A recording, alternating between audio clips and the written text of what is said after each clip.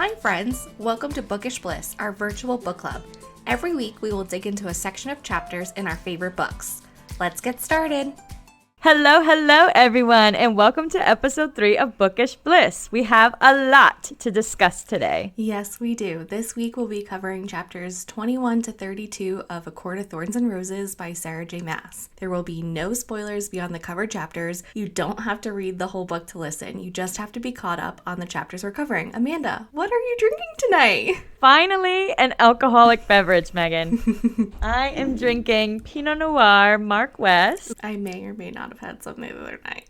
Yes, you did. I did not drink that bottle by myself. I am having the same thing from last week because I didn't want to waste the bottle, and we've had such a busy week that I have not had time to finish this, so we're gonna drink the rest of it tonight. Perfect. I love it. Yes. Let's cheers. Let's cheers to episode 3, halfway through. It's so wild that after we record this episode, we'll officially be halfway done with ACOTAR. I know. That is so crazy to me. I feel like we just started. I know.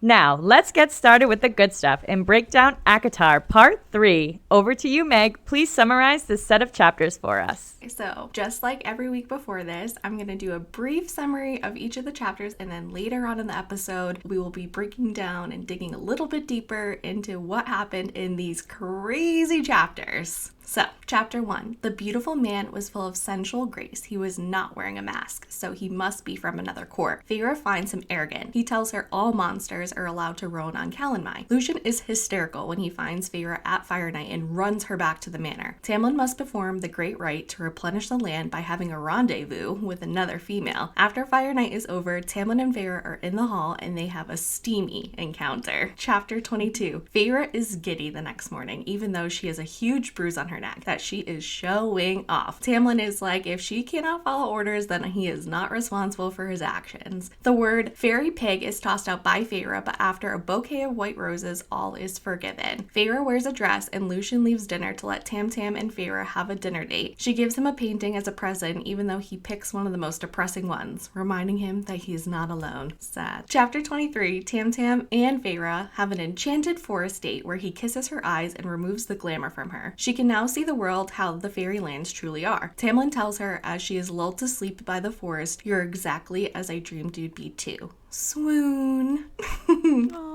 Chapter 24. The next morning she has jump scare after jump scare as Alice now has skin made of tree bark, and the entire manor is full with fairies that apparently have always been there. We learn the blight is acting up again, and Feyre finds a severed head by the fountain the next day that belonged to the Night Court. Apparently, according to Tam and Lucian, the Night Court is full of horrible people. Feyre tells Tammy he is not like his father, and even though she wants to know more, she can wait. Chapter 25. Tamlin is called overnight to the borders, but lets Feyre know that he's okay. Aww.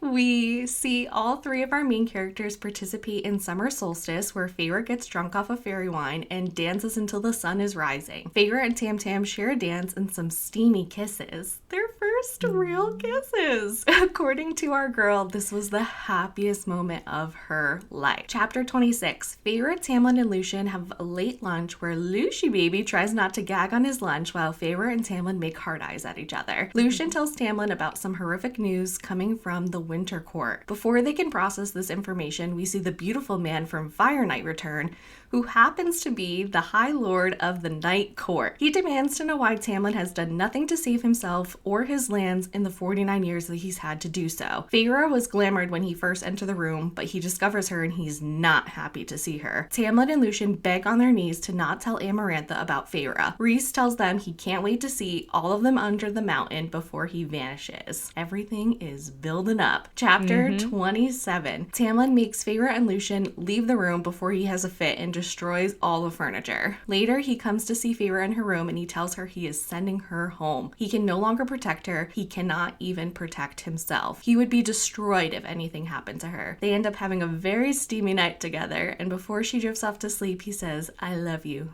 thorns and all." Chapter 28. Today is the day she is heading back to the mortal lands. She doesn't like long goodbyes, so she lets Alice dress her in a wealthy mortal fashion dress and heads down the stairs. Lucian is not happy. "I thought you were smarter than this." Lucian begs to give her a few more days, but Tamlin dismisses him.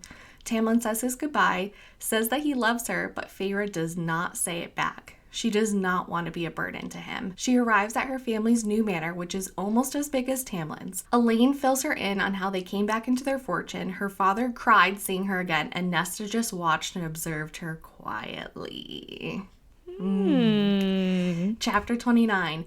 Feyre spends her day hanging out with Elaine in her garden while her father counts Feyre's new fortune from Tamlin. Feyre takes a visit to her old cottage where she feels feelings of hatred. She misses Tamlin and hopes that he is not in danger. Chapter 30. She walks her old village handing out money to the poorest. She sees Isaac and his new wife, and the most shocking part of this chapter is we learn that Nesta never believed the glamour. It never worked on her. She hired the mercenary to go to Prythian to get Feyre back because it wasn't right, but she couldn't find her way into the wall. Chapter 31. Feyre throws a ball in her honor. Nothing all that exciting happens, and the next morning, Feyre learns that Claire Better's family's house burned down and no one found her body. That was the name she had given Rhysand when Tamlin begged him not to report back to Amarantha. Feyre knows she needs to immediately go back to Prythian to help Tamlin in any way that she can. When she finally makes the journey back to the manor, it is destroyed and nobody is there. Which brings us to chapter 32. This chapter is a doozy, so I'll keep this short and sweet and we can discuss it all during our plot and notable lines section. There is no blight, it was a lie, there was a curse Feyre failed to break, and now Tamlin, Prythian, and the mortal world is doomed. Done, done, done. Oh my god, I cannot wait to get there. Yes, we have a lot to say about chapter 32. So, yes, I hope everyone has time today. Everyone, get your glass of wine and get ready to listen to this chapter. But before we get to that section, Amanda, I'm going to hand this off to you so you can get us up to date on what our characters have been doing. Yes, of course. So we do have a few new characters to introduce, but first let's talk about the ones we know and love. Alice, we learn, is from the Summer Court. Her kind is known as Urisk. I hope I'm pronouncing that correctly. We'll go with it. Feyre's fam is back, but with a new look and attitude. Thanks to Tamlin, they are wealthy again, and their father is all about business and fitting in with the wealthy crowd. The joy has been brought back to Elaine. She lives happily tending to her garden and wishes to eventually tend to a greenhouse full of vegetables. Way to wait until you're rich again to think of that one, Elaine. Yeah, where was that thought 8 years ago? These ones I'll never understand. Nesta. Oh, Nesta. Where do I even begin? This bitch and her strong mind could not be glamored by Tamlin. She knew something was up the entire time. She went after Feyre, something that Feyre never expected to hear from her.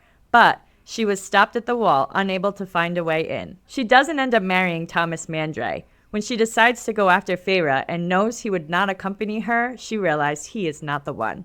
She's finally changed into the big sister Feyre needs and wants. The only thing that hasn't changed is her hate towards her father. I know. That was so shocking to hear that Nesta was the only one. Yes, I was shocked that it was Nesta of all people. I knew there was something up when we started seeing how quiet she was being, not even talking to Elaine, so I was like, she knows something. Yeah, definitely. But I did not expect it for it to be her to go after her. Yeah, I have a few things more to say about this, but I'll save it for later. Okay. Feyre and Tamlin are finally falling for each other. Their relationship has literally gone from 0 to 100 in this set of chapters. Yes. We get some romantic kiss scenes, some baby-making scenes. Tamlin has said, I love you to Feyre twice, but she just cannot say those words back to him. No, she can't. No. Now let's move on to our newer characters. We've known them up to this point as the Mystery Man and the Evil She, but we finally learn who they are and what they're all about. Mystery Man / Rhysand, High Lord of the Night Court, has short black hair, pale skin, and blue eyes so deep they were violet.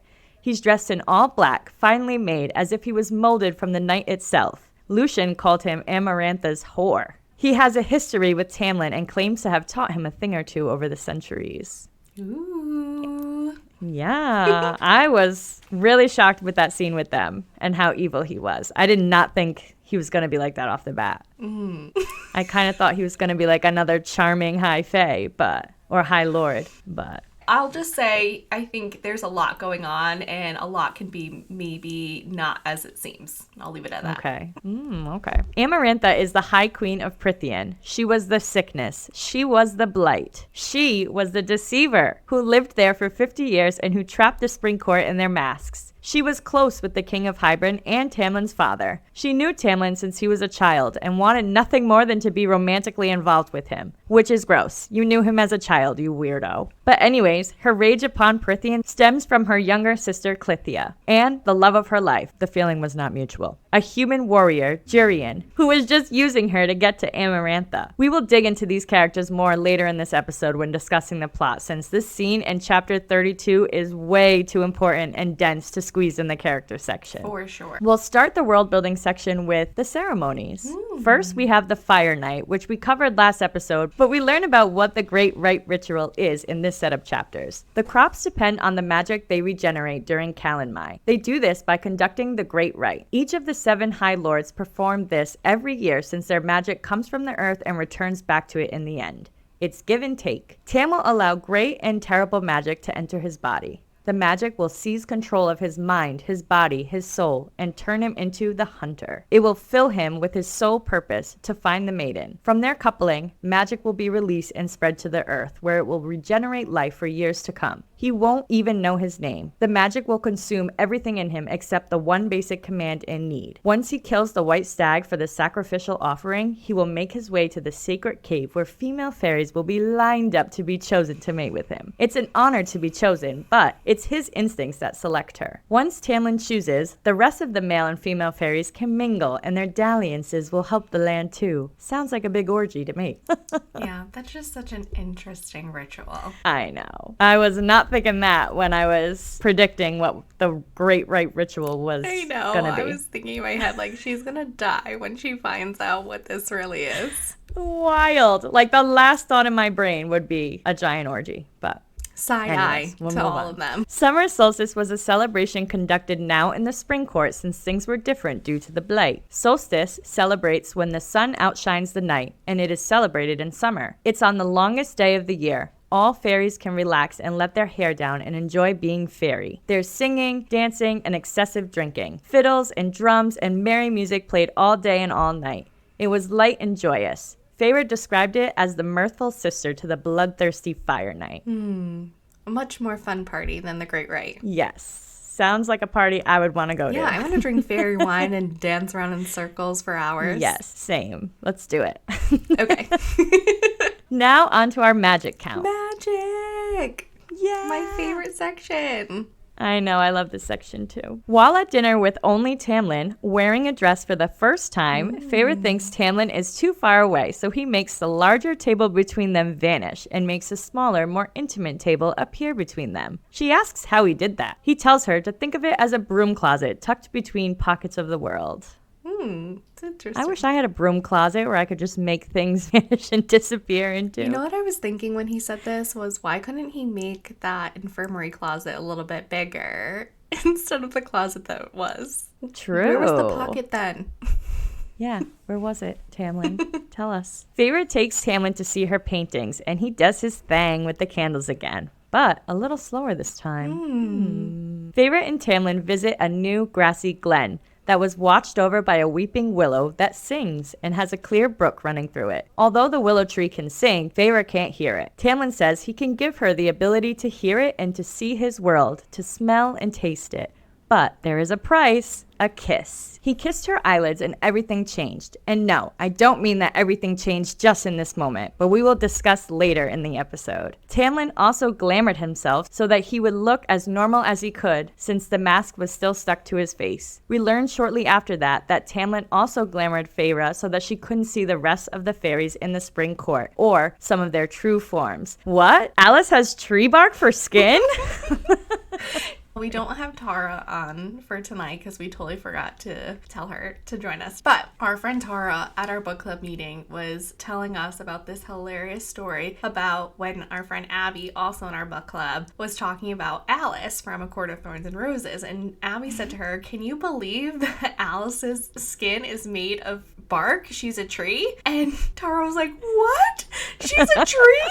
And so she had to go back and read in the book in that section where it says that, because Abby had sent her a picture of what Alice would look like, and she was like, who the is that? And we were all just crying laughing at this story. But I was telling my mom about this in preparation for us filming tonight, and I was telling her how we were going to tell this story about Alice and how her skin is made of bark, and she's kind of like a tree. And my mom said, Alice is a tree? So, Tara, I just wanted to let you know that it was not just you that totally skimmed over that part. Oh my God, that's hilarious. You're not alone, Tara. Yeah. So funny. Wow. So funny. Tamlin and Lucien glamored Feyre to hide her from the approaching visitor, aka Mystery Man, aka Rhysand. Rhysand uses his abilities to reach into Feyre's mind and expose her thoughts of Tamlin. This was a creepy part and sounded really painful. They were some spicy thoughts, though. They were. Yeah. He obviously knew they were lying about being Lucien's betrothed. Yes. He's like, why is she thinking this about you, Tamlin? Yeah. Like, fishy. And lastly, Feyre was knocked out with magic again and forced to sleep on her journey home. That's all the magic that I captured from this section. Did I miss anything, Megan? Not that I can think of. I think that's good. All the major magic portions that we saw during these chapters. Now, let's go back to chapter 21 and start a discussion of the plot and our notable lines. I cannot wait to get to chapter 32, so let's dig right in. Oh my goodness. Here we go.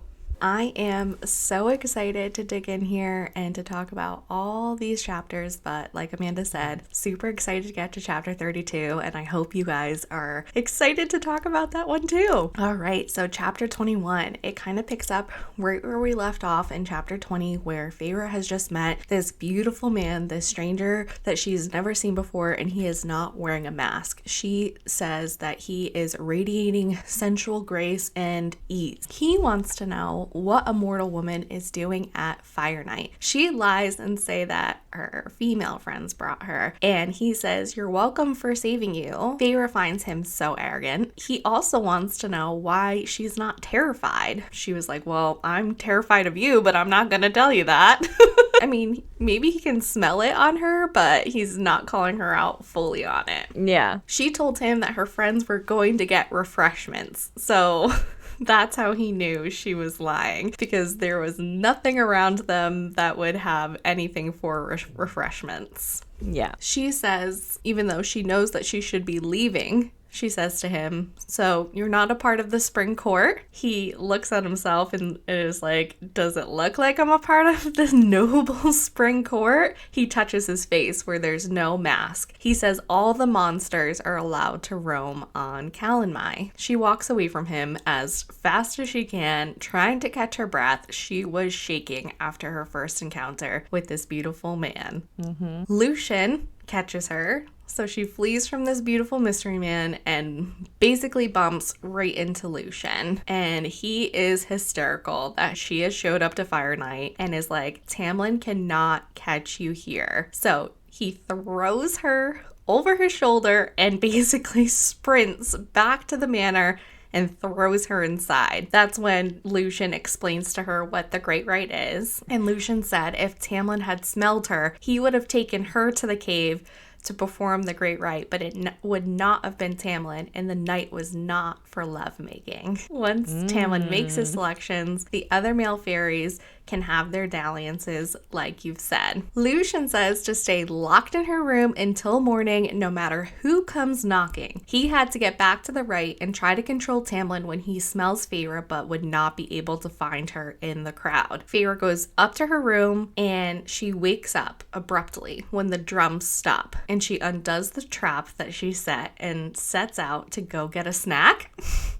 She's told numerous times not to leave this room, but now she's undoing her traps again to go get a 2 a.m. snack. The nerve. Right? Tamlin finds her and tells her he was looking for her, but when he couldn't find her, he had to choose someone. Yes, this is actually my notable line. Okay. So I will read it for us. Page 196. She asked me not to be gentle with her either, he snarled, his teeth bright in the moonlight. He brought his lips to my ear. I would have been gentle with you, though. I shuddered as I closed my eyes. Every inch of my body went taut as his words echoed through me. I would have had you moaning my name through it all, and I would have taken a very, very long time, Feyre. Amanda!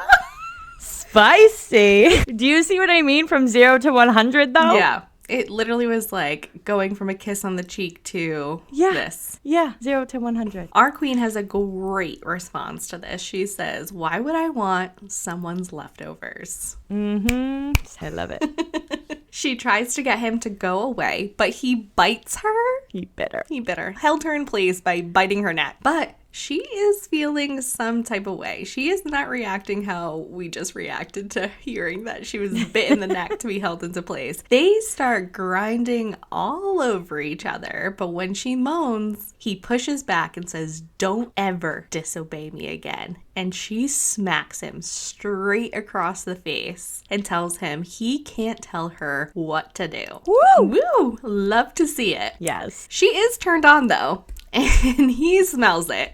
He growls once before walking away from her. Chapter 22. Feyre wakes up the next morning feeling giddy and put her bruise from Tam Tam on display. She saw both Lucien and Tam struggling that afternoon, and she gave them a bright hello walking into the dining room. Lucien comments on her good mood, and she tells him that she slept like a babe. He notices the bruise because she went and sat across from Lucien instead of her normal place from across from Tamlin. So she's playing a little game with these two this morning. She tells Lucien he can ask Tamlin about it because he was the one who did this to her. Tamlin says he bit her, and if she cannot follow orders, then he would not be responsible for his actions. Both him and Lucien told her to stay in her room last night. Now her good mood is gone. They're not playing along how she wanted them to play along. So she calls them both fairy pigs and leaves the room with Tamlin grinning and Lucien hollering. She paints them as fairy pigs, which I want to see what this painting looks like. I was dying when this whole scene was going on. Yeah. Like she would just freaking paint them with pig features. I know. I just want to see Lucien's reactions, and I want to know his thoughts. I know I said this last time, but I need this story retold from Lucien's point of view. I know, that would be amazing. Later that night at dinner, Tamlin gives her a bouquet of white roses from his parents' garden. So all is well in the manor tonight between Feyre and Tam Tam. Though Lucien did not give her an apology gift for making fun of her, so he can stay a fairy pig apparently. The next night, she decides to wear a dress to dinner, which is the first time she has allowed Alice to dress her this way. Alice is delighted, but Feyre reminds her she will still be wearing her normal clothes during the day, but she was trying this out just for tonight. And Alice says, "Good thing you're not losing all of your common sense entirely then." Yeah, doesn't she ask her too if she's feeling okay? Yeah, I love Alice and Feyre's bond in their relationship. Me too. Like Amanda said earlier, we learned that Alice is from the summer court and she chose to be in the spring court to help her family and do what she could, which we will learn about a little bit later in chapter 32. When Feyre shows up in the dining room with the dress, Lucien not so subtly says he has somewhere important to be and leaves Feyre and Tamlin alone. Feyre wants to call him out to have him stay, but she doesn't. She has Tamlin's undivided attention. She calls out the table is so big and he's so far away, so he just snaps his finger and makes the table smaller with magic. Yes, this is my notable line for this chapter, so I'll read it. Page 202. "You could have just taken a closer seat," Feyre says. Tamlin responded with, "And missed the chance to show off to a beautiful woman? Never." Ooh, the flirting. He's definitely openly flirting with her now. There's less and less awkwardness between them. I think they're still nervous around each other, but they're definitely getting bolder in their moves towards each other. But I guess after you pin someone to a wall with your mouth on their neck and you're grinding all over each other, I guess the boundaries start to get a little bit looser anyways. Yeah, I mean, it can't get more awkward than that. Dry humping each other while you bite her neck. When there's probably a ton of fairies like around them that she can't see. Oh my god, I forgot about that.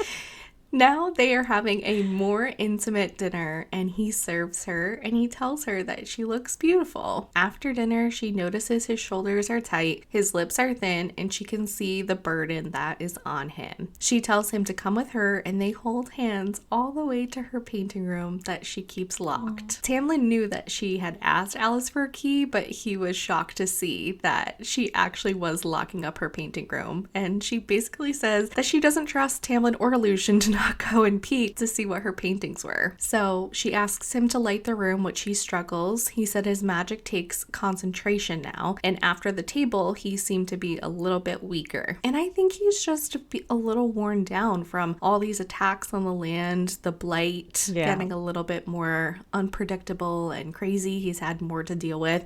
And so I think he is just really straining his magic to its which I think limit. Is what she wanted this whole time. For him to just be drained and drained and drained until he has nothing left. Wear him down. She shows Tamlin her paintings of the Glen and says it's a gift for him. But he chooses to look around the room at her other paintings. The woods, her cottage, Isaac, which he was a little bit jealous about, her father's tragedy, and he decides that he doesn't want the painting of the Glen of where they had kind of their first romantic date together, even though Lucian was there third wheeling. She wants to know how she can help him with the masks, with the blight, but he tells her there is nothing that she can do. Yes, so this is actually another notable line I picked out in this chapter, page 206. Tamlin says, "No, I don't want you to live somewhere else. I want you here where I can look after you, where I can come home and know you're safe." That was sweet. Yeah, I know. He just wants the little favorite to be okay. I know, there's so much love and happiness going on that I just knew something was going to ruin it. All good things must come to an end. Yes. He doesn't want her to leave. He thought about sending her away to live somewhere comfortable when she could care less about the treaty and kept trying to leave, but he says he was selfish. And though he's had many lovers over the years, he was taking this painting from her because it reminded him that he was not alone. So she finally makes him feel not alone in this world. So he's had many connections, which I really don't feel like we needed to tell her that, but maybe after the painting with Isaac, he was just trying to throw a little jab in there. A little shade. Yeah, but with her in his house, he feels less alone with everything that he has to deal with. So that night, Feyre does not lock her bedroom door. Does she think Tam Tam's gonna show up in the middle of the night and she's gonna get a little action? She was definitely hoping for I it. know, she didn't lock the door. Or was that just a metaphor for her comfort now? Her comfort level. Maybe it was a little bit of both, so she feels a little bit safer in the manor, and she wants Tamlin to show up in her bedroom in the middle of the night. I think it's a little bit of both. I agree. Chapter 23. Tamlin takes her on an excursion into the Enchanted Forest, but this time it's without Lucian. He says he has very important work to do and he cannot come along and hang out. Tamlin and Feyre are relaxing in the forest and he apologizes for falling asleep. He says that the willow sings him to sleep and he just can't help it. He just gets so tired and he falls asleep. She says, "The willow is not singing. What are you talking about?" And Tamlin explains that she cannot see or hear his world. He can show her, but it comes with a price. And the price is a kiss. She agrees to this a little bit more quickly than he thought she would. And he tells her to close her eyes. He lightly brushes his lips on each of her eyes, and then all of a sudden she can hear the birds in the willow tree singing to her. So she can finally see and hear what Tamlin was talking about. What she can also see is that Tamlin is glowing, and that's why he couldn't hide from his family who he truly was with all of that power. So he knew once his family saw all of this that he was going to eventually be the High Lord, and it wasn't something that he was ever expecting was going to happen. He didn't want it, but he really just could not hide who he was. He was a glowing, powerful being. She asks if there's truly no way to take the masks off, and she tries to pull it off. She then gives a description of what she thinks he looks like because he's like, "What do you think that I look like?" He then asks her for the payment of giving her the sight, the smell, the taste of his land, and she kisses the back of his hand super hard and then lays back down on the grass. She is feeling sleepy because now she's feeling the effects of that willow tree and is singing her to sleep. Tamlin thinks he should take her home, but instead of doing that, he lays down next to her. She thinks it's a lovely dream and is all curled up next to him, and he says, "You're exactly as I dreamed you'd be too." Oh, that's getting so romantic. Yeah, when she's asleep. Yeah, he is being romantic, and this did make me swoon a little bit, and I didn't expect that to happen to me again reading this book for the second or third time or whatever it is. Yeah. But I wish he would do more things like this when she's awake. I know he told her that she was beautiful and when they were having dinner and whatnot, but I wish he said things like this when she was awake. Yeah. Well, knowing what I know now in chapter 32, I feel he almost maybe feels guilty. And that's why he only does it when she's asleep, so that she can't answer him without knowing his true intentions. Not that he's not falling for her too. I truly believe that he is falling for her too, but it wasn't always the plan for that to happen that way. So, yeah. Yeah. Chapter 24, she wakes up in her room the next morning knowing that Tamlin must have carried her all the way back, and she sees a fairy with tree bark for skin, and she wants to know where Alice is, and the fairy is like, have you lost your mind? I am Alice. Which this part will always just crack me up now. I know. Yeah. Now that Tamlin took the glamour off, she can see everyone for how they truly are. She knows he did this because she was a cowering human and she never would have left her room if she could see how many people were truly here and what they actually looked like. When she makes her way down to breakfast, the halls are bustling with high fae and other fairies who seem shocked to notice her attention. She is thankful Lucian looks the same, but she doesn't think he would ever bother trying to hide who he truly was. Lucy, baby! Is gonna be who he always is. He is not gonna hide nothing. Nope. Tamlin explained that they had been there the whole time. He had glamored his court so that she would only see the essential people. The others that she did see were not a part of his court, and he had no control over that. So the fairies at Fire Night that she saw, the blue fairy that came in the cereal. So he has no control over those people because they weren't a part of his court. So that's why she could see them. I love when he makes fun of her too for being tricked by the puka and saying everybody was watching her. Yeah. It's like, ooh, she must have been mortified. I know. She says, I thought I was being so stealthy, except the entire court was watching her run to her death. But nobody stopped her. No. I wonder if they tried to stop her, if she would even be able to hear or see them because of the glamour. Probably not. Probably not. Do you think that somebody tipped Tamlin off and actually saw her but couldn't do anything about it? So that's how Tamlin gets to her first? Maybe. I know he was coming back from hunting or whatever he was doing. Yeah. But yeah, I'm sure someone said something to him. And that's why Alice knows everything that she's doing because they're all talking to her. Oh, yes. Tamlin also explains that she didn't see the Ator because Tamlin threw the glamour over her that time. I need a description of the Ator because he seems scary, but we don't really hear anything other than you don't want to know what he looks like. Well, let me tell you, we're going to know real soon. Oh, okay. Tamlin explains to her that the blight is acting up again, and if she sees or hears a fairy that makes her uncomfortable, to run. He doesn't want anything bad to happen to her. She doesn't even offer to help because she knows he won't let her. So she's kind of given up to this fact that Tamlin is never going to accept her help. The next day, she wakes up and she's going to go paint near the fountain. And when she arrives, she finds the head of a high fae spiked on the fountain. She drops her paints and finds Tamlin behind her. Lucian goes to get the head off the fountain. They see a marking on the side of his neck that shows that he is a part of the Night Court. They said that the Night Court is full of sadistic killers and they live by their own corrupt morals. This is something the High Lord of the Night Court would find amusement with, that they could get in and get out of their borders without knowing. Feyre wanted to know if this was connected to the Blight, and Tamlin said no, just that they know that the wards are weakening, and if the Night Court did enter their lands, that they would be ready. She asks about the humans when the treaty was made, and were they happy to leave? Tamlin says they were, though they had never lived in the mortal lands. He was happy to see them leave, even if his father wasn't. Feyre reminds him that he is not his father, and that she has never felt like a prisoner or cattle while she's been in the Spring Court, which is interesting because she is a prisoner of Prythian anyways due to this treaty breach, and you spent the first couple chapters trying to figure out how to get out of there, so I'm not quite sure how you never felt like a prisoner. I guess you never were locked up in a jail cell, but you couldn't leave. Right.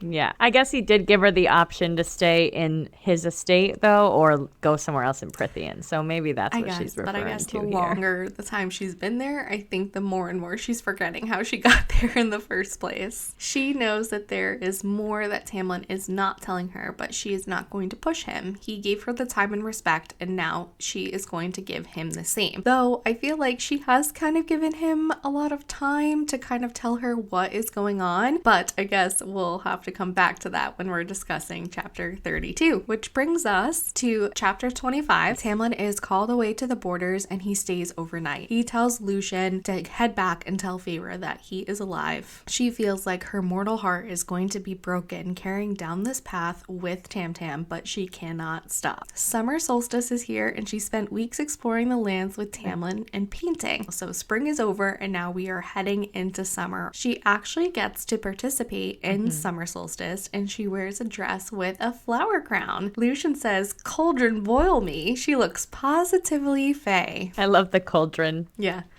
Cauldron, no. Cauldron boil me. Tam Tam is looking her up and down. He is liking what he sees. But all three head to the party, and when they get there, she can finally see everyone in attendance, and they are gawking right back at her. But a low warning growl from Tamlin has them finding something else to pay attention to. Feyre goes to get food, and she loses Tamlin and Lucien, though she doesn't mind being alone, looking all the ribbons in sight so she can paint later. I think it's very interesting that they're always up her butt, like especially when other fairies around. But tonight we're just gonna let her be and let her roam around by herself. I know. The second we get here, we don't care anymore. Lucien does pop back up when she's about to take a drink and warns her not to drink the fairy wine. She downs 2 cups anyways. She's like, fuck you.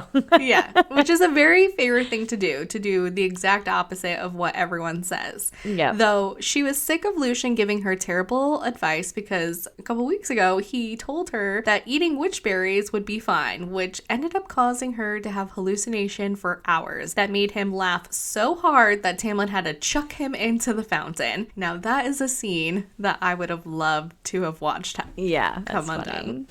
It's like basically he drugged her. Yeah, he's like, this will be hilarious for my amusement. Yeah. I'm gonna do this anyways, even though it'll probably piss Tamlin off, but the consequences will be so worth it. Yeah. Feyre, after she is drunk off fairy wine, the effects hit her immediately and she is giggling and laughing and she just wants to dance. And even though Lucien is trying to stop her, she makes it in front of the musicians and starts to dance. One of the musicians is very familiar and Tam Tam is playing the fiddle. So we get to see him in all of his fiddle glory. Playing that mean fiddle. He is sweaty and jamming out on his instrument, and he says, "Don't worry about it, Lucien. I'll look after her." Lucien doesn't need to hear anymore and takes off. I just can imagine how Tamlin is like, "I'm gonna impress her with my mighty fiddle skills." Yeah. She wants to dance, I'll make music for her to dance to. Yeah, I'll give her something to dance to. Yeah. Though Tamlin says that he'll look after her, she looks at Tam Tam and says, "I do not need a keeper," but he actually agrees with her this time because apparently on summer solstice there are no rules. And he tells her to dance, and so she did for a long time. We also see Tamlin get on his knees for her and give a fiddle solo, and she is very impressed by this. I could just imagine this. I don't even want to think about it too much because I'm just gonna not be able to make it through the rest of this recording. I know. Just me crying. He then dances with her out of nowhere. She's like, "Oh my god, who's touching me?" And apparently it's Tamlin. And he dances with her until the music stops and he asks her to go somewhere with him. She wants to keep dancing, but when he says he wants to show her something, she agrees. He's always like, "I want to show you something." And she's like, "Okay." Yeah. Just show me something. The will-o-wisps are what he wants to show her, and they are sprites, and they are there to sing their summer solstice songs, and Tamlin asks her to dance. She tried to remember from when she was a child, but Tamlin keeps her upright. He then says that he wants to kiss her, and she's like, "What are you waiting for? Just do it already. We've been waiting forever for you to finally make the first move, Literally, Tamlin." what chapter is this? He's already bit her and kissed her cheek, but now we're finally getting a kiss on the lips. Thank God. The first kisses are gentle and exploratory, but she says to him when he stops, "That's it? That's all you're gonna give me after all this buildup?" And their next kiss is rougher, more fierce, and their hands are exploring all over their bodies. Ooh, heating up. He gives her one last kiss on her eyebrow and tells her that they're going to miss it. And she's like, "What are we gonna miss? I want to stay right here. I'm having so much fun right where we're at." He takes her to the top of another hill where they watch the sunrise. He kisses her again, slowly and deeply, and she says that she never knew she could be this happy. And she tells him this too. Yes, and this is actually my notable line, page 230. "My father once told me that I should let my sisters imagine a better life, a better world. And I told him there was no such thing. I never understood because I couldn't believe that it was even possible until now." Yeah, tears are in her eyes. They're pricking her eyes, and she says, "This was the happiest moment of my life." She's finally being able to just enjoy her existence, enjoy her days without having to worry about anything, even though I think we should all be worried, just as worried and stressed as she used to be before about whatever this blight is. But yeah, it's okay. Right now we're drunk on fairy wine and we got our first kiss with Tam Tam, so we can be happy. Exactly. Chapter 26. Feyre meets Lucien and Tamlin for lunch by the time they all wake up. Feyre makes a comment if she can face him after he bit her, then she can face him after a few kisses. Her and Tamlin are teasing each other and she wants him to take her right there and then. Lucien is gagging. He's like, "I am trying to eat my lunch. Can you two please cut it out?"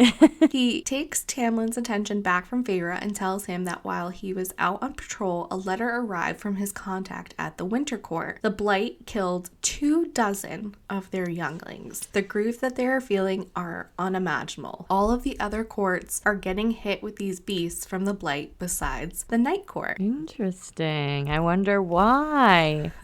This was really sad, though. It was really sad because we know from Alice that having a child as a high fae is very difficult and not very common. So to lose 24 of them is devastating. And the children to them are more precious than jewels and gold and wealth. And it's literally the most important thing to them. And this blight just takes out 24 of them. Like Unimaginable. So sad. unimaginable. Yeah. Before they can really process this any further, Tamlin growls. Someone is arriving and they go into defensive mode. Tamlin has Feyre go against the window and Lucien stands in front of her. She can taste magic. They have glamored her. Tamlin then lounges back in his chair with his knives appearing around his body. And then he just starts picking at his fingernails, just trying to be at ease, like no bother, unfazed. Yeah. Just an everyday moment in the manor. Can't show his fear because then he'll know that something's up. Exactly. So the beautiful man from Fire Night enters the room and we learn that his name is Rhysand. He taunts them, telling Lucien that his fox mask was appropriate. He also alludes to the fact that he was the one who left them that little present at the fountain. Rhysand wants to know why in the 49 years Tamlin has been living at his estate instead of under the mountain, why he hasn't attempted to save his life or his lands.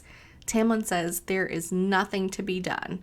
Rhys is still taunting him. What a pity it must be, everything he's had to endure, but an even bigger pity that he is just resigned to his fate. He is not taking control and trying to fix whatever needs to be done to end this blight.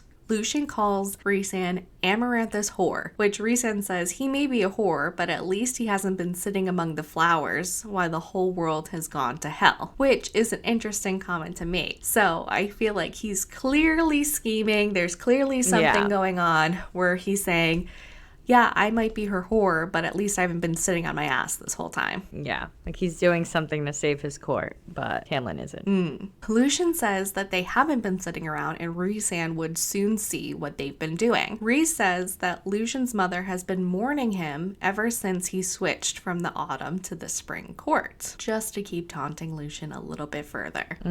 We then learn that Rhysand is the High Lord of the Night Court, and some more bickering continues between Lucien, Tamlin, and Rhysand before Tamlin says, "Save it, Rhys. You'll see me soon enough." We're going under the mountain. We don't know that yet. Well, I guess we do. If you've read these chapters, you know. Yeah. Rhys then notices that the table is set for 3 and asks where their guest is. He is furious when he finds out that they glamored him. He looks past Lucien and sees that's where Feyre is hiding. Once he sees Feyre, he says, "I remember you. It seems like you ignored my warnings about staying out of trouble," which I kind of wish Lucien or Tamlin commented on, but they don't move. They are now frozen in place watching this interaction between Rhysand and Feyre. Yeah. Tamlin kind of keeps trying to intervene by saying stop this or leave her alone, but he's not making any steps forward to go anywhere near her or Rhysand. Yeah, I feel like they just don't want to make matters worse because they already know that they're fucked now that he knows about her. Yes. Lucien says that Feyre is his betrothed, and he pushes Lucien to the side and takes the knife out of Feyre's hand and throws it across the room. He wants to know why she isn't running and screaming away from the spring court and away from these people. She looks confused. She has no idea what he's talking about, and then he starts laughing. He realizes she doesn't know what's about to happen. He then enters Feyre's mind, and she says it feels like a claw, like scratching against her mind, and it's not a very pleasant feeling. He starts reading her thoughts and all the dirty thoughts that she's had about Tamlin. Tamlin keeps telling him to stop, but he doesn't move to step in, like I said. Tamlin then begs Rhys. He gets on his knees, along with Lucien, for Rhys not to tell Amarantha about Feyre. Rhys says, as her whore, shouldn't I have to tell her? That she would love to rip Feyre to shreds and watch Tamlin's reaction while she does it. Rhys also mentions that she would have been the one for Tamlin if they both weren't so stubborn, but it's too late now. It's actually not too late in this moment, but I don't know. I think ends up being too late. Was in Feyre's mind, so he can see how... the future? I don't know if he can see the future, but I think he can see how resistant Feyre is to saying how she truly feels about anything, because Feyre herself is like, I don't know if I should have said this. I don't know if I should be saying this out loud. I don't want to burden him. So I think he can see when he's looking into her mind and through her thoughts that she's so stubborn. Tamlin is so stubborn that they're never going to get where they need to be in the amount of time that they have left. Yeah, and even we've seen all of her actions or responses to Tamlin are not what happens in her head. Exactly. So, she thinks one thing, but does the exact opposite when she's with Tamlin. Yeah. She's like, I love you, but I ain't gonna say it. Exactly. Rhysand wants to know what Feyre's name is, but she lies. She tells him that her name is Claire Bedor. Rhys tells them that this is the most fun that he's had in ages and that he can't wait to see all of them under the mountain, and then he vanishes. Poof. So this is actually my notable line for this chapter, page 241. Well, this was entertaining. The most fun I've had in ages, actually. I'm looking forward to seeing you 3 under the mountain. I'll give Amarantha your regards. Ooh, I was right. I knew they were going under the mountain. They'll be coming around the mountain when she comes. Amarantha is coming. Here she goes. Wait, what is going on? I'm so tired. Oh my gosh. So we are at chapter 27. So close. So close. Tamlin made Feyre and Lucien leave the room after their encounter with Rhysand, and she all but runs to her bedroom, and she is not going to fight Tamlin on this. She needs a moment alone. She is still shaking from after having Rhysand in her mind. Alice gives her a cup of hot chocolate. After every bad experience that Feyre has, there is Alice with a trusty cup of molten chocolate. Yes, thank God for Alice. She can hear Tamlin's roars and furniture being destroyed. Later that night, Tamlin comes to her room and tells her he is sending her home. He is taking on her life debt from the treaty, and anyone who asks about it can deal with him. She asks, did I do something wrong? Just so sad. He says no, that people would want to hurt her for what she means to him. And this is my notable line for this chapter, page 244. You can't, because I can't. I can't even protect myself against them, against what's happening in Prythian. Even if we stood against the Blight, they would hunt you down, and she would find a way to kill you. Doesn't look good for Claire. Nothing looks good for anybody. Yeah. Tamlin tells her when she gets home to go along with the lie that her family was told, that she has been staying with her great aunt and now she is back home. He tells her not to say that she knows him, not to tell them where she has actually been and seen. Feyre wants to know when she can come back. She wants to stay with him and he can't answer her. And when she gets to forever, he kisses her and says, not forever, but she knows it's a lie. I know. She's like, can I come back next week? Can I come back next month? She's like, will it be okay after tomorrow? Yeah. In a year, can I come back? And he cannot answer her. And so when she gets to forever, I think he's like, I know you want to stay here, but I have to protect you. You have to go back to the mortal lands. So what do before she has to head home? They get it on. Dirty, dirty sex. I just hear the song, Let's Get It On. Oh, this is becoming a musical episode of ACOTAR. Yeah, I know. So they have a very romantic encounter. You know, they get a little steamy and he's like, I need to stop. If I don't stop, I'm not going to be able to. And she's like, don't you dare. And opens her legs a little bit wider. Oh, shit. I know. They have a very intimate interaction twice. There we go. Twice. Or that we know of. One after another. Yes. So after their encounter of romance, he tells her that she is leaving tomorrow at dawn. So that's kind of sucks. Like, you finally have sex and then he's like, no, now you gotta go. Now you'll never get it again. Bye. She finally feels that Tamlin is more than her friend, more than her savior. The Spring Court is her home, and she doesn't know when she is going to see Tamlin or the Spring Court ever again. And this is just too much for her to bear. She finally feels that she has a home, a place in people's lives where she feels that she can live along beside them, not just be providing for them for their survival. And now that she finally feels comfortable, it's time for her to head back. Yeah. When she's finally not fighting to go and wants to stay, she has to leave. Yes, exactly. This is like the only chapter she's not running back to the wall. Literally. And now she has to go. As she is drifting off to sleep, and she thought she heard Tamlin say, I love you, thorns and all.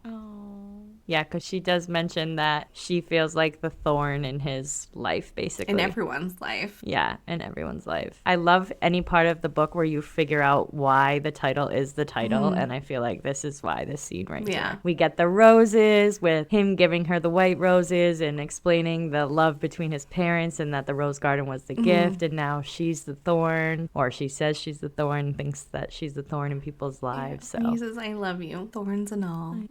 But when she wakes up, he is gone, and she could have sworn she dreamed it all. She wishes she dreamed it all. I know. But it really happened, Feyre. It really happened. Which brings us to chapter 28. Alice is getting her ready to go back to the mortal world, and she tells Alice she doesn't like goodbyes, and she puts on her ridiculous mortal dress. Alice doesn't like goodbyes either, and Feyre tells Alice that she hopes she can see her nephews again, but Alice just wants her to take care of herself. As Feyre walks down the stairs to get into the carriage to head back home, Lucien thinks that her dress is ridiculous and that he is glad that he doesn't have to live in the mortal world. He then says to her, I thought you were smarter than this. Tamlin tells him to stop, and he would see him in the house after Lucien begs Tamlin to give Feyre a few more days. So this is actually my notable line, page 250. He says, you're not going to give her a few more days? Just a few? Before you should send her back to the human cesspit? And Tamlin responds, it's not up for debate. So I feel like half of it is because he knows about the curse and is like, are you an idiot? We still have 3 days for her to say it, and she's gonna say it if you let her say. But I also think half of him is like, no, don't send her away. We love her.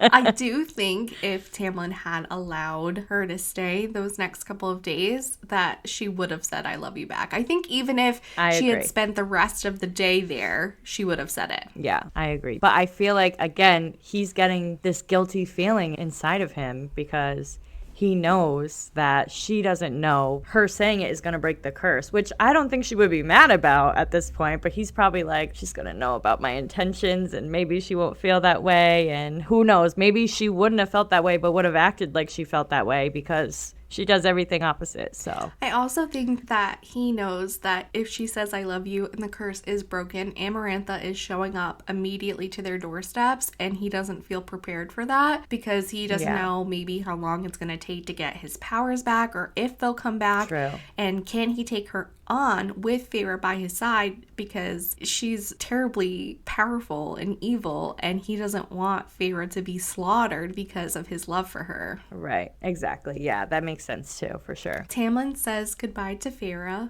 They quickly kiss, and he says, I will see you again, which she doesn't say that she thinks is a lie this time. When he said not forever, she knew it was a lie, but this time she doesn't think that in her head. He says, I will see you again. When she gets into the carriage, he tells her that he loves her again, and when the carriage starts moving, she doesn't say it back. She doesn't want to be a burden on him. The second the carriage hits the woods, she is knocked out by fairy magic. So she doesn't look back. She doesn't want to be this burden on Tamlin. She doesn't want to say, I love you too, and have him have this pressure on himself to handle the blight, to handle Amarantha, and then also worry about her. So I get why she doesn't say it, but at the same time, she could have just said it and this all would have been over. I know. She could have said it and then gone. He would have got his powers, not had to worry about her, defeated Amarantha, and then she could have come back. Called it a damn day. Yeah. But our girl does not like to do things the easy way, like we've said multiple times throughout these episodes. And so now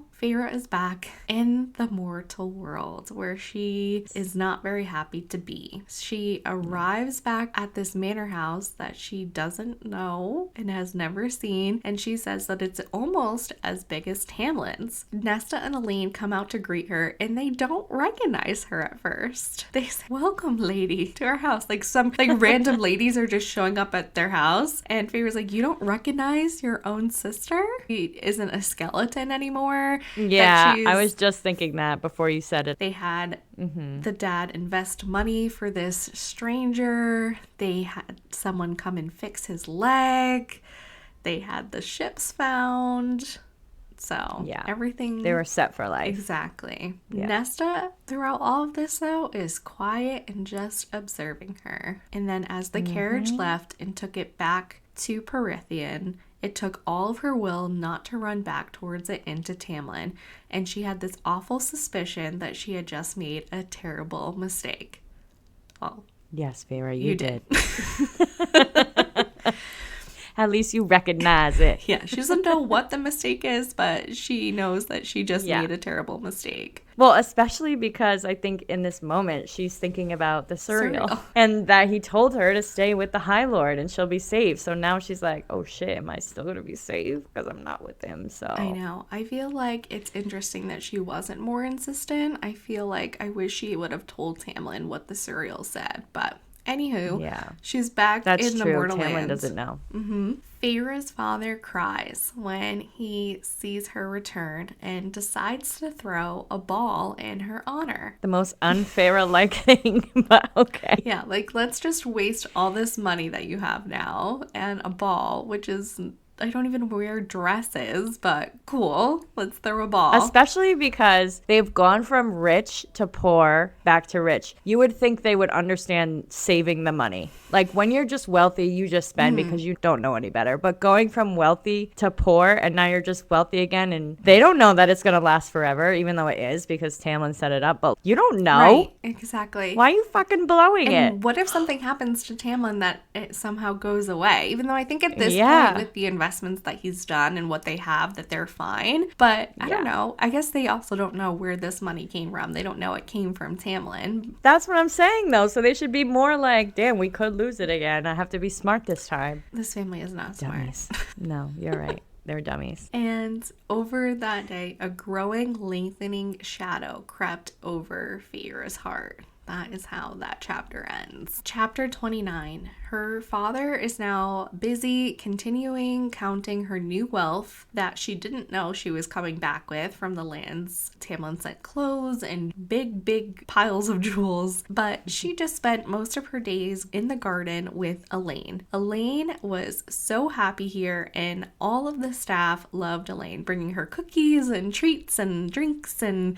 just wanting to be around Elaine. She has this like glow about her here now that they have their wealth back. She talks about going to the continent next spring with Feyre to see these tulips that the father wants to show Elaine. And Feyre wants to know if she was not concerned about the social season that had just ended. And Elaine said she just felt weird about the social season, and Nesta didn't finish it. They found it odd how the wealthy aristocrats just accepted their family back in after 8 years of being away, just like they took this long vacation and they weren't just down the road in the village so poor, but now they all just want to be friends again. And Elaine definitely was like, this is strange, but Nesta was definitely having a harder time with it. Yeah, of course, because she couldn't be glamored. So yeah, she knows exactly what happened. Exactly where this wealth came from. Well, maybe not exactly yet, but she will. Elaine tells Feyre Nesta went to look for her, and that Elaine also feels weird bringing her friends around the manor because of Nesta. She's been quiet and withdrawn, and she asks Feyre if she thinks that if she could talk to Nesta. And Feyre's like, we haven't had a conversation that hasn't ended in an argument, like, ever. So, not sure what you want me to do, Elaine. You're the middle child. Figure it out. You be the peacekeeper. Exactly. So Elaine says that Nesta went to look for her, which Feyre finds so strange, and that Nesta was gone about a week, but her carriage broke down and she had to come back before making it to Feyre. So Feyre just thinks it was Tamlin's magic that turned her back around, and that was it. But we will soon find out that that is not the case. Yes. Feyre then finds out from her father that she is now a very wealthy woman. She invests some of her money into her father's business and asks her father to build up some small bags of money for her so she can head off to the village with them. She walks back to their village and to their cottage and sees her woods. And she is looking at this old cottage that Elaine said that she weirdly missed because the new house that they're living in is so big and that the father is so busy that it just seems so odd for her to be so away from everyone when they've been on top of each other for 8 years. Yeah, she probably feels a little bit of alone too, because before, even though they weren't really together or hung out together, they were still forced to be in the same room, literally. Yeah, exactly. And Feyre is just looking at the old cottage with hatred. She cannot see what Elaine was thinking. Yeah. Though she doesn't think Elaine has been back to look at what the old cottage looks like. Right. But she can't see what Elaine is seeing. She is just missing Tamlin, and she hopes that one day she's just going to wake up after going to bed and be back in the manor house, back with Tamlin. But she knows that that is not going to happen. She's disappointed every time she wakes up, and she just knows that he's in danger with Amarantha, and she just hopes that she wasn't hurting him. Yeah. Chapter 30. So Feyre is walking to the poorest parts of the village to give them money, but it takes her a long time to get there because people are being nosy, wanting to know about her wealth and about her great aunt, and probably trying to get her to give them money, but she does not have the time for them. She is heading off to the people who actually need this money. She also sees Thomas Mandray with his friends talking about a house fire that had trapped a whole family inside, and that they were going to go see if they could loot anything out of the house. But she doesn't really pay too much attention to what they're saying in this moment because she sees Isaac for the first time since she left, and he is with his new wife, and she can see their new love. Isaac looks at her and is shocked to see her, and the new wife looks a little nervous to be seeing Feyre in her nice clothes that she's wearing now, and like, our love is so new, like, is she gonna come back in and ruin all of this? But they kind of just nod their head and like hellos and knows that they're both on a better path than they were, and they leave it at that, and there's no real conversation that happens between them, which was, I feel like, just a nice moment of closure for Isaac and Feyre. I agree. So she arrives back at home and she finally has a conversation with Nesta. They haven't spoken since she's arrived back here. And she's looking at her hand with her calluses on them. And Nesta's like, you're going to have to wear gloves all the time if you're going to try to hide those. And Feyre says, maybe I don't want to fit in with your social circles. And Nesta's like, then why are you here? And Feyre's like, this is my home, isn't it? And Nesta's like, I don't think it is. I think your home is very far away. And that's when Feyre is like, something is not right. And this is when we find out that Nesta knows that the beast took her. The glamour did not work on her, but every time she thought that she was going crazy, she would look at that flower on the table along with the claw marks and remind herself of what actually happened. That it was very hard on her to watch her father and sister go from hysterically crying to being fine, that she was gone because of the glamour. And it just wasn't right to Nesta. That's what she just kept saying, because Feyre was so weirded out that she would be concerned about what happened to her. And Nesta's like, but it wasn't right. Yeah. A week after the beast took Feyre, she hired the mercenary that she had been talking to previously in the village and paid her with the money that she had gotten from the pelts. So really, the mercenary just got their money back. Yeah.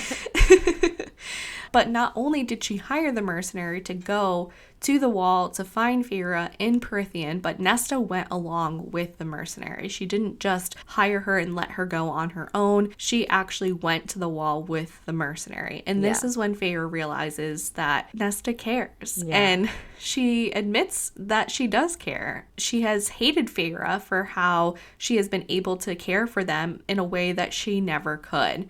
And Feyre's like, but you spent the money just as quickly as our father did. And Nesta was like, but I knew you could get more, and I was hoping that our father would step up and take care of his family instead of having to have you do it. Yeah. And this is actually my notable line for this section, just because I think it's such a good line between sisters when they finally make up, and it's just worth it to me to read it. So, notable line, page 265. I looked at my sister, really looked at her, at this woman who couldn't stomach sycophants, who now surrounded her, who had never spent a day in the forest but had gone into wolf territory, who had shrewded the loss of our mother, then our downfall, in an icy rage and bitterness, because the anger had been a lifeline, the cruelty a release. But she had cared beneath it. She had cared, and perhaps loved more fiercely than I could comprehend, more deeply and loyally. Aww. They're finally the sisters we all knew they could be. I think they were the sisters that they always were, but now they can finally see each other's point of view now that they're not in survival mode. Exactly. And they can appreciate how each other cares. Even though it was an icy rage and bitterness, she can now take that as, okay, Nesta did care, and this is how she shows it. Yeah, exactly. Yeah. But Nesta does say, I still hate our father. I have always hated him since our mother died. I hated him before we were poor, and it was because he didn't do everything in his power to not save their mother. Yeah. They had money. He could have gone to the continent. He could have gone over the wall. He could have done something instead of watching her rot away. And Nesta says Feyre would have done anything to save her High Lord. And Feyre's like, yes, I would have. Yeah. That's a good point, Nesta. Yep. Maybe he didn't love her as much as he thought he did. Chapter 31. One more chapter to talk about before we get to the major chapter 32. Yes, I can't wait. This ball that the father is throwing for her and Elaine is helping with occurs, but she sticks by Nesta's side, who seems to be scaring off anyone who wants to talk to Feyre. Elaine, though, greets everyone and dances with all the important men's son, doing the dutiful daughter for her father, and Nesta and Feyre are just hanging out in the corner, not wanting any part of this, which is totally all their personalities. Yep. The party went on for hours, and around 2 a.m., Feyre then goes up to her room without saying goodbye. Nesta had already left at midnight, and nothing really of importance happens at this ball. Like, I was thinking something would. Like somebody was going to show up for her. Either Amarantha or Lucian or Alice. Someone. Yeah. Yeah, I think there was definitely a missed opportunity here to have this massive ball, but then nothing happened. Yeah, nothing. The next morning, though, we do get some juicy information. I guess it's not the next morning, it's the next afternoon by the time they're all up and about. She hears her father saying how he's going to buy the Bedore land after a fire had killed the entire family, but Claire's body wasn't found. And Feyre is shook. She's like, who? What family? And Elaine is like, remember our friend Claire Bedore? And Feyre feels sick. This is the name that she had given Rhysand prior to him vanishing, and after Tamlin and Lucian begged on their knees to not report back to Amarantha. So obviously the name was leaked. Yes. Feyre then starts to come up with a game plan, giving her orders on what to do if anything seems strange with the wall. They are to sail south. Not to mention her name, not to mention anything that Feyre has told her, because when they were having their little heart-to-heart section, I forgot to mention last chapter, Feyre fills her in on her time in Prythian and everything that happened, because obviously the glamour didn't work, so she knew where she was, so she told her everything. Yeah. Once Feyre starts talking about the wall, this kind of triggers something in Elaine and their father, and their memories are starting to come back. Feyre didn't know exactly what the trigger word would be to get their memories back, but she didn't have time. So she just leaves the instructions with Nesta, and Nesta is helping her get ready to go back over the wall. Nesta wants to know what her game plan is, and Feyre is not sure. All she knows is that she has to get back there, and she has to help Tamlin and Lucian and save them from this blight. Yes. So here's my notable line for this chapter, page 271, where Nesta says, Father once told you never to come back, and I'm telling you now, we can take care of ourselves. Yes. This is the most loving thing she can say to her in this moment. And in this time, she's not taking what Nesta is saying as an insult. She realizes that this is her giving her a gift. Yes. So this time she's not so sad about hearing those words. She knows that this isn't her home. This isn't where she's supposed to be. And her family is perfectly fine. Her vow to her mother is fulfilled, and she doesn't need to take care of them anymore. They're taking care of themselves. And so she needs to go live her own life with her High Lord now. Yes. Go back home, Feyre. Go. Go back home. Elaine has a horse and supplies ready for her when she comes back down the stairs, and she says, I would have liked to see the continent with you. Oh, Elaine. Now you can go with your father. I know.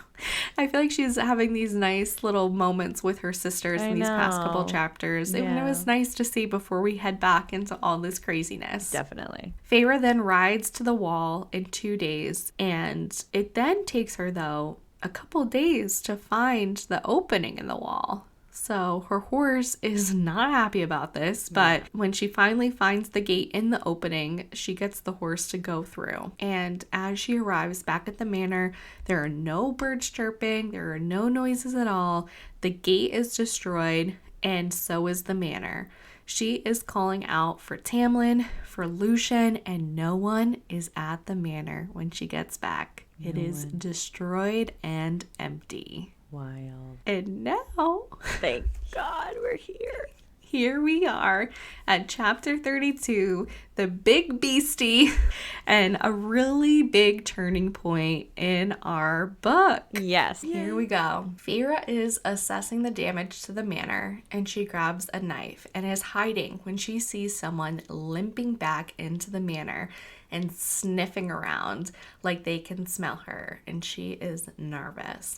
But when the person finally turns around and fully faces her, she realizes that it's Alice, and she runs up to her and she's like, what happened?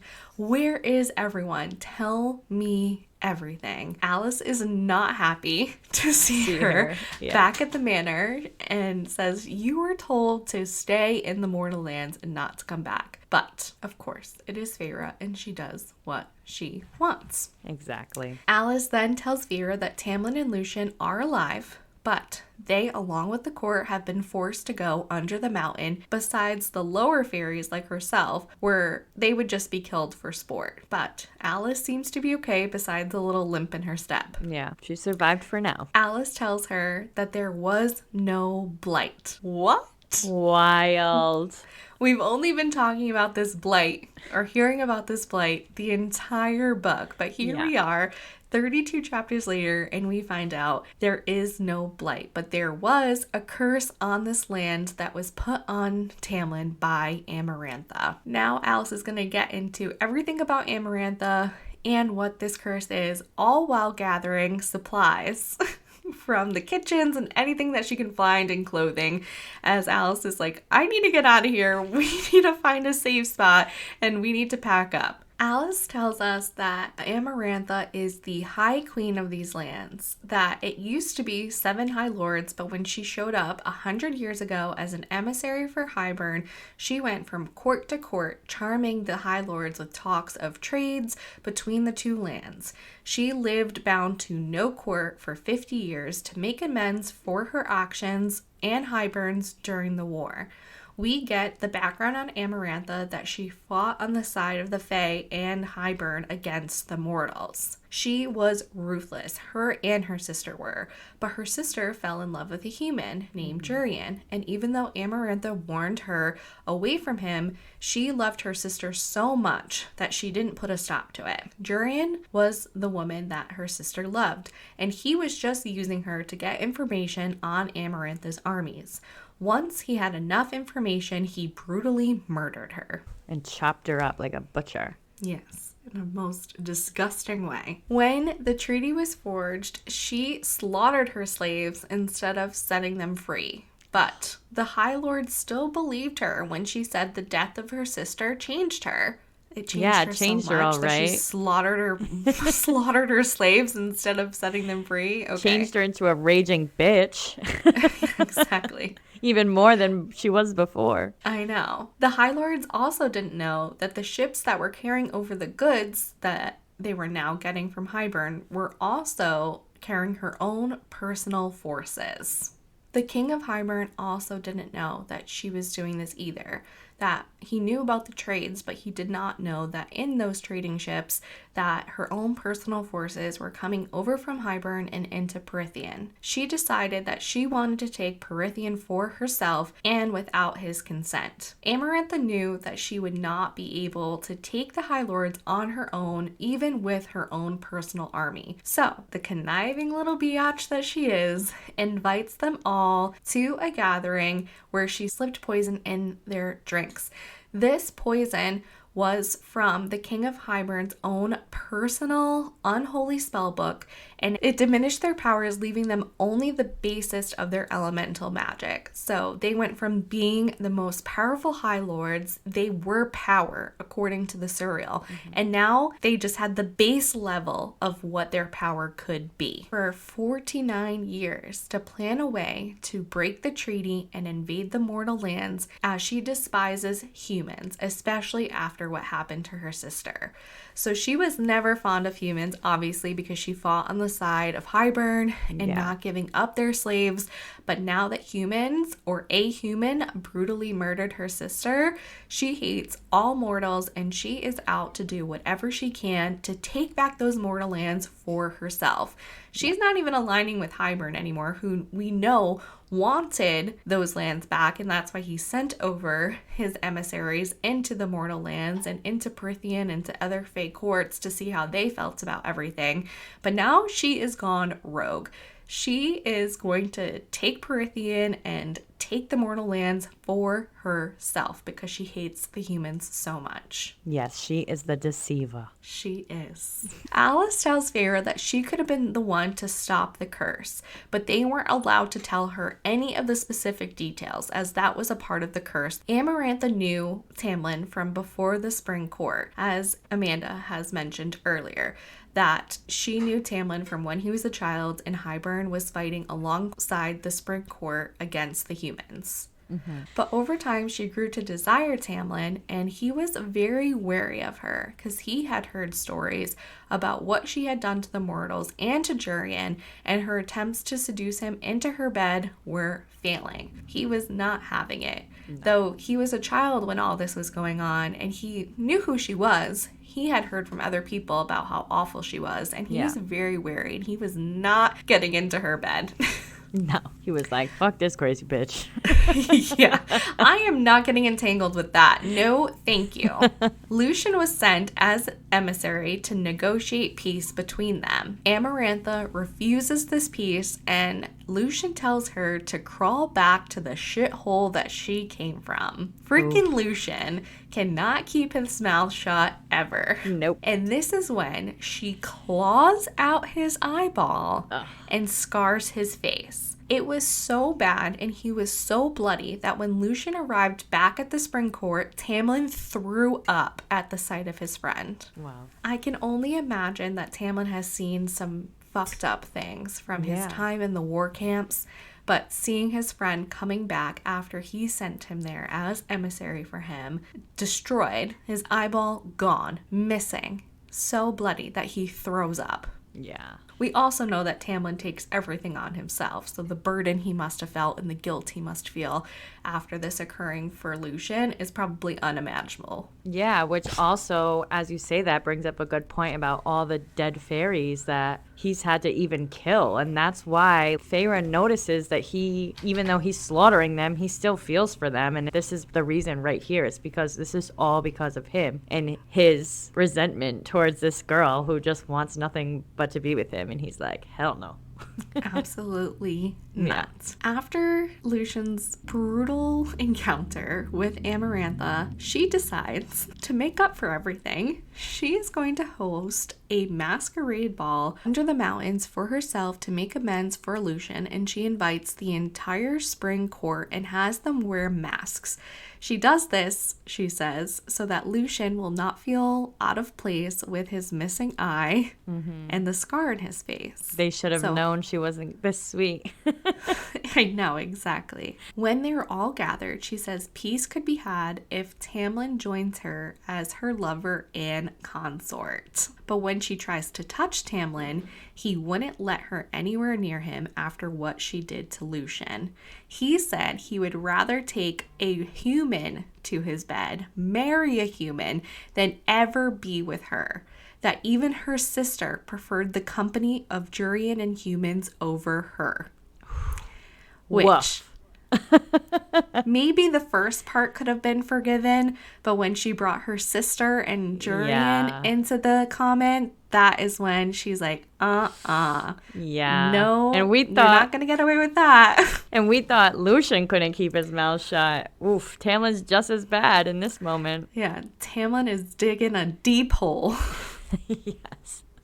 Amarantha tells Tamlin that he has 7 times the 7 years to find a human girl who had hate in her heart for the Fae and make her fall in love with him. But there are conditions to this curse. The human girl must kill one of his men in an unprovoked attack with hate in her heart. Amarantha also knew that beauty mattered to humans, and so the masks that they were wearing would also be stuck on their faces to make it harder for Tamlin to make a connection with that human girl. She also bound the entire court to be unable to speak about the curse. The blight was the best thing that he could say. He needed to get Feyre to fall in love with him, and that would break the curse. So Feyre had to kill the wolf unprovoked in the attack, which she did, come to the lands, and then fall in love with Tamlin without anyone telling her that there was a curse going on. Basically, all of those things happened, except she never told Tamlin that she loved him. So the curse was not broken. Alice says that she can even be telling Feyre about the curse means that Amarantha feels that the game is over. Tamlin had sent out his men all the time when she had first put this curse on him, but his men kept getting killed by hunters or older women or people who didn't meet the requirements of this curse.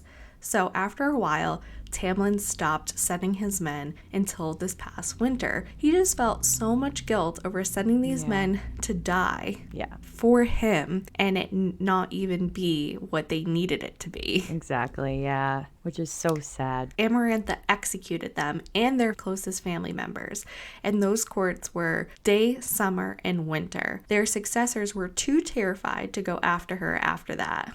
And she keeps all of the High Lords now under the mountain with her and their courts. Ooh. We know that this is why Alice fled the summer court and came to spring. She asked Tamlin to hide her nephews, and he did. Her sister and her mate were one of the Fae brutally murdered when Amarantha came to power. Tamlin thought if he did fall for this human girl to break the curse, it was another form of slavery for the human, and Amarantha would destroy her anyways. So that's why Tamlin also stopped for a long time. Yeah. He tried to find other ways to break this curse, but alas, nothing could be done. And so, with one last hope, that past winter, he sent Andras out into the forest, and that is where he encountered Feyre. And all of this brings us to today.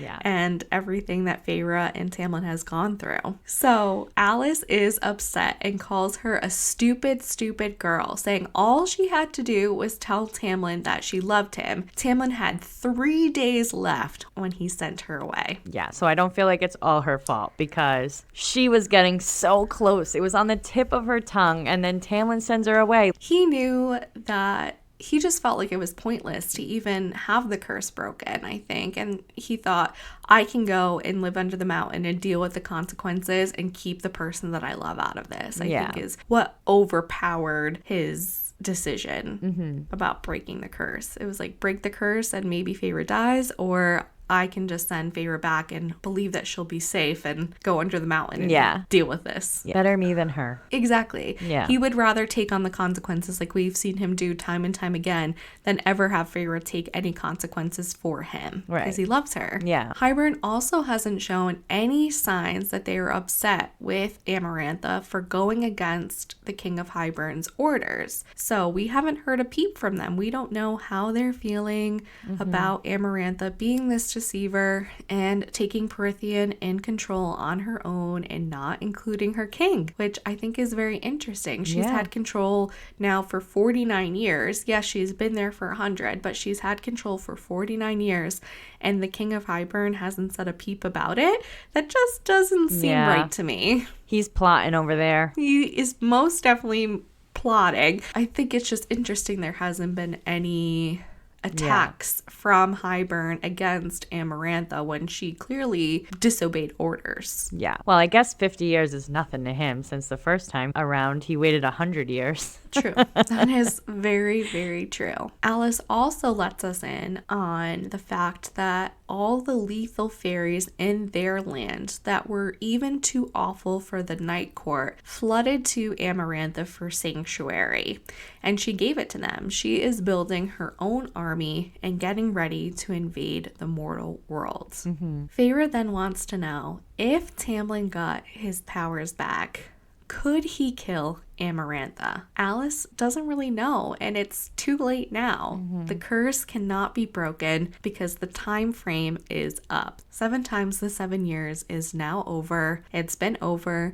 And on the day, to the exact minute, is when Amarantha's forces showed up and took Tamlin and Lucien in the court under the mountain and destroyed the manor. Feyre asked Alice to go under the mountain. She's like, how do I get there? How do I find Amarantha? How do I find Tamlin? How do I find Lucien? I need to save them. This was on me. I didn't break the curse, and now I need to go under the mountain and save them. Alice is like, you are insane. You will never last a second down there. You are a human. You need to go home. You need to go back to the mortal lands where Tamlin sent you, and you need to be safe. And Feyre's like, absolutely not. If I get Tamlin his powers back, can he kill her? And Alice is like, I really don't know, but I think maybe. Yeah. Possibly.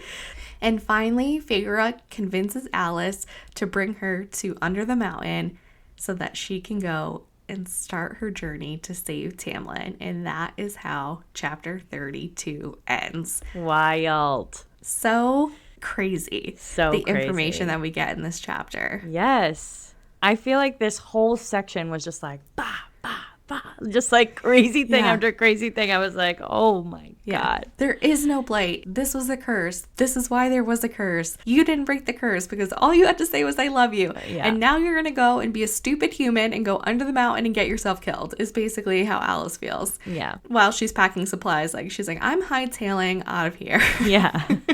Well, they know that Amarantha is killing other Fae for sport. So if you're not with her, you're against her, and she will kill Alice if she finds her. So it's even more showing of their relationship that she agrees to even help her, knowing that she could die too. No, for sure. Yeah. Yeah, she agrees to bring her to where Under the Mountain is. Yeah. We'll be coming around the mountain when she comes. We'll be going under the mountain in the next chapter. I knew it. I fucking knew it. I know. I was trying so hard to just be like, oh, I don't know, Amanda. I don't know if that's going to happen. Well, I mean, it was pretty obvious for this one, only because of the dedication. She wouldn't have said that if it wasn't going to happen in this book specifically. She would have done it in another book. So I definitely knew we were going there. So in that case, let's just head over to your predictions. Before I get into my predictions today, I just wanted to mention that before we posted episode 2 and I was editing it, I was listening to Megan talk about the magical shining things that kept popping up, and I don't know how I put it together, but I just put it together that they were all still there and she was just glamored by them. I mean, I guess we get that the family's glamored. There's all these instances now where we're learning about glamour and seeing these sparkling magic on the side. Figures, yeah. And how everybody in the Fire Night to her was like funny looking and she couldn't quite see them but knew they were there, and she was feeling this magic and thought it was maybe just the weather, but no, it's all these freaking people around you. So I totally picked up on that and texted Megan and was like, oh my God, you were literally dangling it in front of my face like a carrot, and it just went right over my head until I was editing and could really pay attention to what we were saying. But wow, I was gonna mention it at the beginning of this episode, but then I was like, oh, we kind of find out in this section anyway, so I'll just mention it later. But yeah, I totally picked up on that first. Yeah, I definitely try to say things in a way that people who have read the books think it's kind of funny that I'm saying it in a certain way. Yeah. And then it's also funny to just see it kind of go whoop over your head until it gets to that part. I even was like, oh, you're so dumb, Amanda. Like, what are you doing? Pay attention when you talk. But anyways, I just thought that was so funny, and I thought I really wanted you to share that during this episode. No, definitely. I wish I knew the text. We have like a zillion more texts since then, or else I would read it, but because it was funny. But yeah, maybe for another day.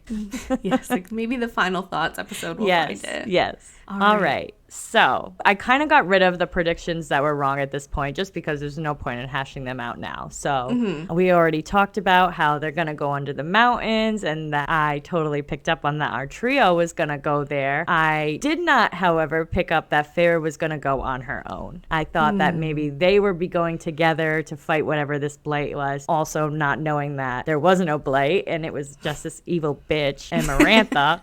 But I totally am okay with how this played out because it still is such a good storyline. So, and the other prediction that I previously made was that her family was going to come back into the story. And I was, again, half wrong, thinking that maybe it was going to be as bait to get Feyre to do something or punish Feyre for her pissing someone off. But I am not mad again at how Tamlin releases her and lets her go home. Because not only do we see that he cares more about her than this curse, and he really loves her, kind of solidifies it in that moment, but I also love that Nesta went after her and her and Feyre have these moments together. I think it just makes me appreciate Nesta more and makes me actually like her character instead of wanting to bash my head on the table every time we read about her. Well, I think Nesta will always give you a headache a little bit when she's doing the things that she's doing. But yeah, you can see some redeeming characteristics in her during these past couple of chapters. Yeah, exactly. So I do have a few new predictions. Now, we've already mentioned that the curse cannot be broken. It's too late. The 49 years, 7x7 has been completed. The time is out. But I still think that her telling Tamlin that she loves him, something within him will get the magic back from that Whether it's that they've become a mated bond and he just has this growth of power because of it, and there's going to be some love power that he's going to get. I don't know.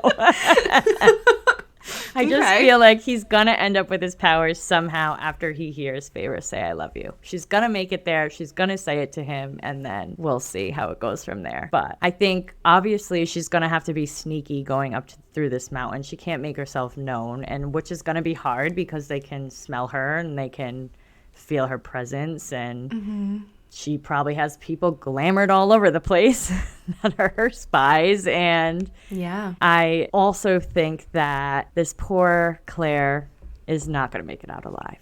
I feel like they're going to do what they can to save her, but I don't think she's going to make it out alive.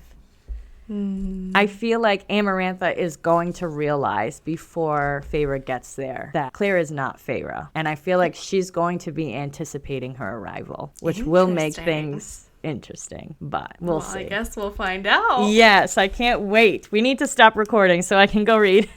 Yes, we need to get to the good stuff. Yes, for sure.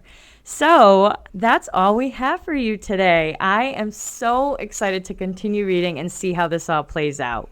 We really hope you enjoyed this episode. Please let us know what you think by leaving us reviews and comments on any of the platforms you're listening/watching on, or on our social media pages. This helps tremendously to get the word out and lead more listeners to find our show and tune in. Yes, please don't forget to email, follow, subscribe, rate us 5 stars, tell all your friends about us. And next week we will be covering chapters 33 to 39, and I can't wait to go under the mountain with you guys. Yes, we're going under the mountain, finally. I don't know if we should be super excited, but I am excited that you are right about this, so I will be excited that we're going under the mountain. Yeah, that's mostly why I'm excited. I'm going to be terrified as I'm reading every single word, like anticipating something horrible to happen. But I'm just excited I'm right in this moment. We will all get through under the mountain together. Yes, we will. We know they have to survive because there's 4 more books and a 5th coming. So we'll see what happens. Okay, we'll see. All right. We hope the rest of your day is blissful. Bye. Thank you so much for listening. Join us next week where we start part 4 of A Court of Thorns and Roses by Sarah J. Maas, covering chapters 33 through 39. Happy reading!